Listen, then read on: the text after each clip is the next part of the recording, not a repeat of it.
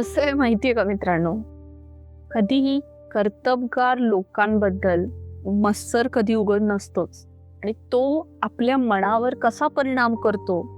मी तुम्हाला कोणाला दोष द्यायला किंवा कोणाविरुद्ध बोलायला सांगत नाही, तर आपण आज एक छोटीशी खूप महत्वाची गोष्ट समजून घ्यायची आहे. फक्त एक लक्षात घ्या, जो व्यक्ती कर्तबगार आहे, प्रगतिशील आहे किंवा स्वतःच्या मेहनतीवर काहीतरी वेगळं करण्याचा प्रयत्न करतोय, लीडरशिप घेतोय किंवा काहीतरी सक्सेसफुल होतोय, अशा व्यक्तीचा आजूबाजूचे नातेवाईक, फ्रेंड्स कधीही उघड विरोध करत नाही किंवा थेट वाईट बोलत नाही किंवा कोणी स्पष्ट त्याच्या समोर जाऊन तो असा आहे तसं आहे असंही बोलत नाही.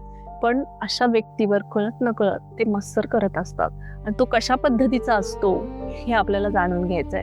वरवर सगळं ठीक असतं, पण आतल्या आत एक वेगळीच गोष्ट चालू असते आणि तिचं नाव आहे तुलना.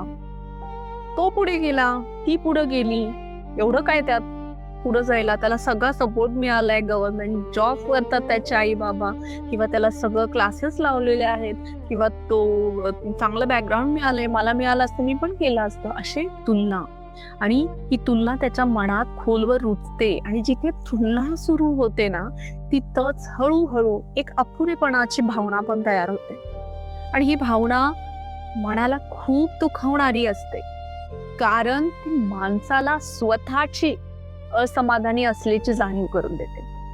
मग प्रत्येकाला तो त्रास व्यक्त करता येत नाही, म्हणून तो त्रास मनातच लपवून ठेवला जातो आणि हा दपवलेला त्रास किंवा दडलेला त्रास किंवा दडपलेली तुलना हा हळूहळू मेंदूत साठवून एक वेव्ज लेन तयार करतो आणि ती सगळ्यांवर इम्पॅक्ट होते.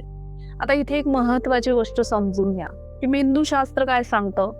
जेव्हा भावना व्यक्त होत नाही तेव्हा त्या मेंदूत एक लिंबिक सिस्टम मध्ये ताण निर्माण करतात आणि ही लिंबिक सिस्टम आपली भावना, आपली भीती, आपली असुरक्षितता यांना हाताळते.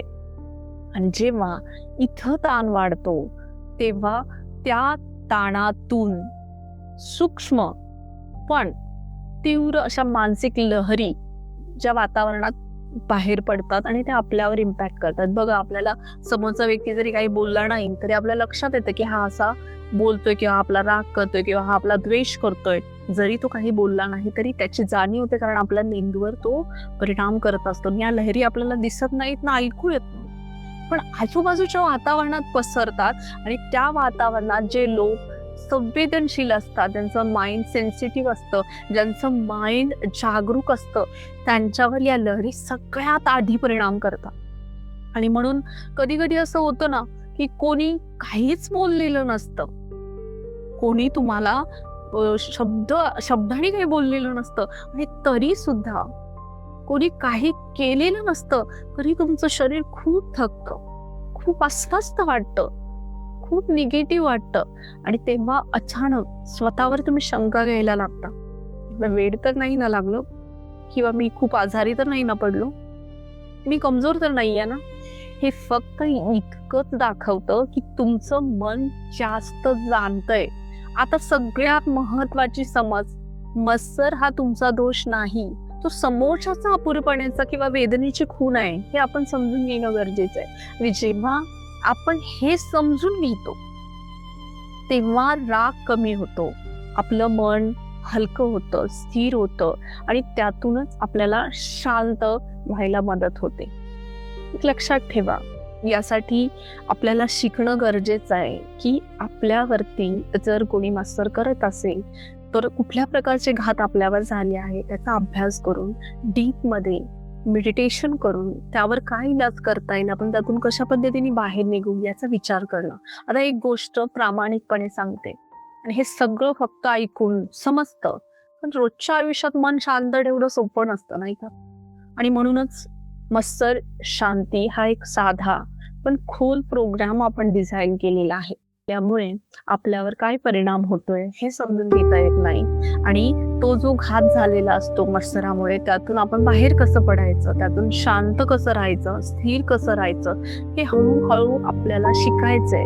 एक ब्रेन ट्रेनिंग आहे की ज्यांनी आपण आपल्या मार्गावर सुरक्षिततेने कसं समोर जाणार आहोत, पुढे जाणार आहोत, हे आपल्याला समजून घ्यायचं आहे. आपलं घर शांत, स्थिर आणि हॅप्पी कसं ठेवायचं आहे.